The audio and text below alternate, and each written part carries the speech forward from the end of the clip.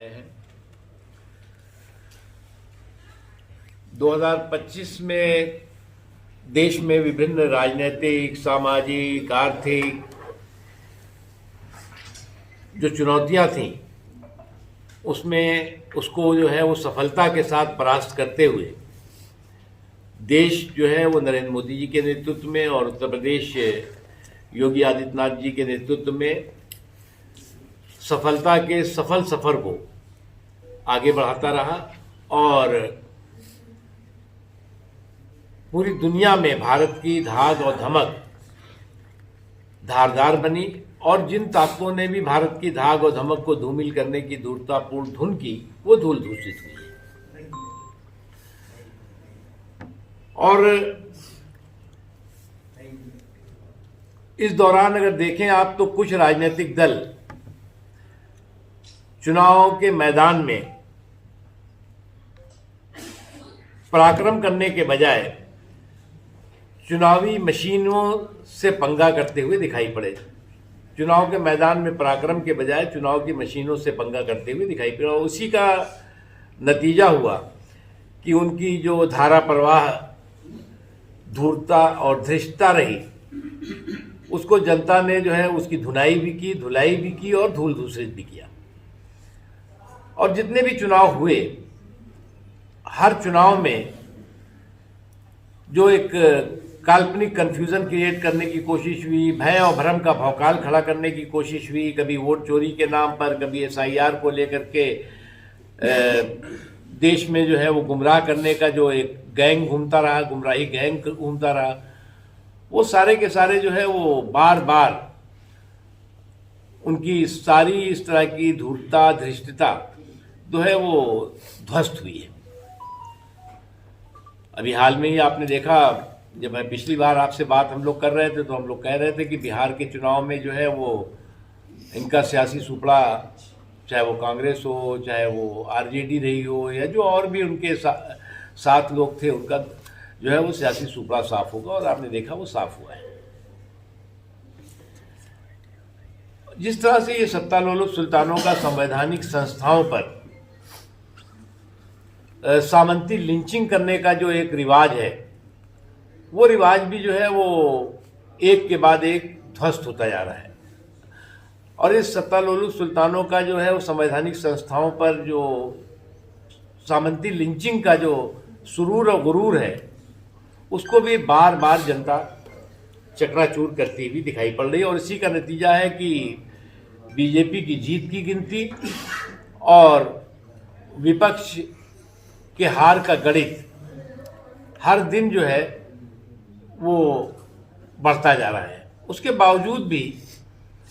आज कांग्रेस हो या कांग्रेस के कुनबे के और लोग हों,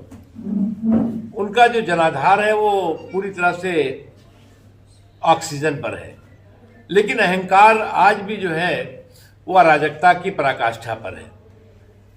और जब जनाधार ऑक्सीजन पर हो और अहंकार अराजकता की पराकाष्ठा पर हो तो निश्चित तौर से इसी तरह के जो है वो डायनेस्टी के डिफाल्टर रपोर्ट शंकों का हंगामा, हाहाकार, हुड़दंग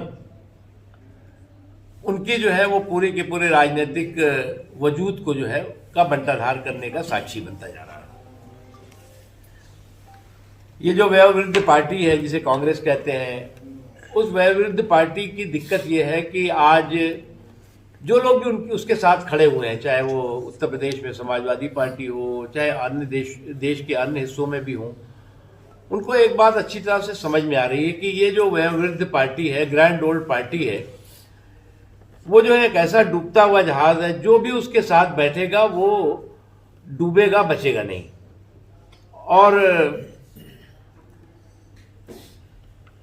उस डूबते हुए जहाज का जो चाहे वो ड्राइवर हो और चाहे पैसेंजर हो, वो हर एक जो है एक दूसरे की टांग खींच करके और एक दूसरे को डुबोने में लगा हुआ है।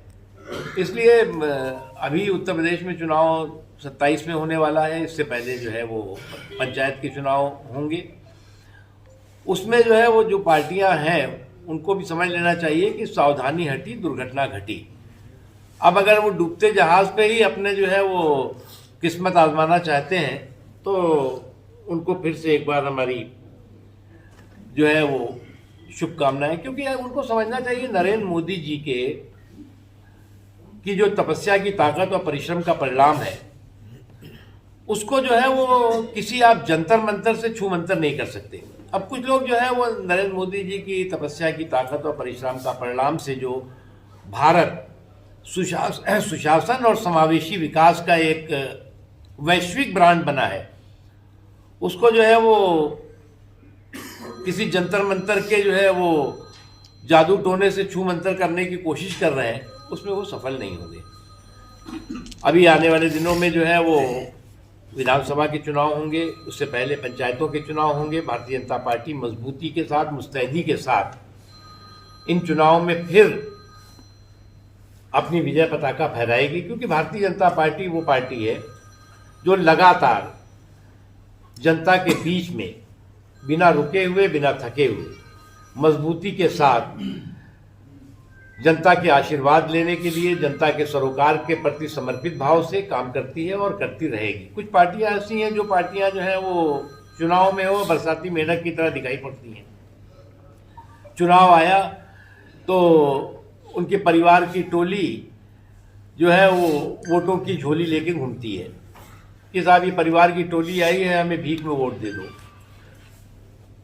तो इस तरह की जो परिवारों की टोलियों को जो है वोट की जो झोली लेके घूमने का जो रिवाज और मिजाज है, वो अब जनता जो है वो अच्छी तरह से समझ चुकी है। बांग्लादेश एक चुनौती के पूर्ण दुनिया के तमाम देशों के सामने है,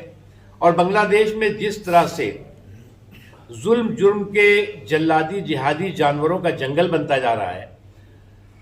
तो जुल्म और जुर्म के जिहादी जंगली जानवरों का जो जंगल बन रहा है, जालिम जानवरों का जो जंगल बन रहा है, उसका ज़मींदोज़ होना किसी भी मुल्क के लिए, किसी भी मजहब के लिए और मानवता के लिए ज़रूरी है।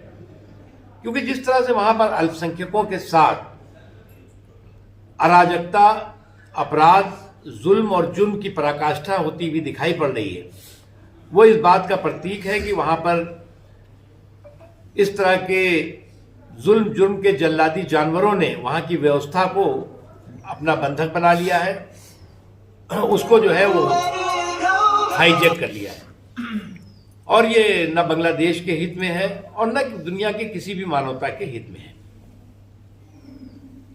आप लोगों को इंदौर कांड पर क्या कहना है?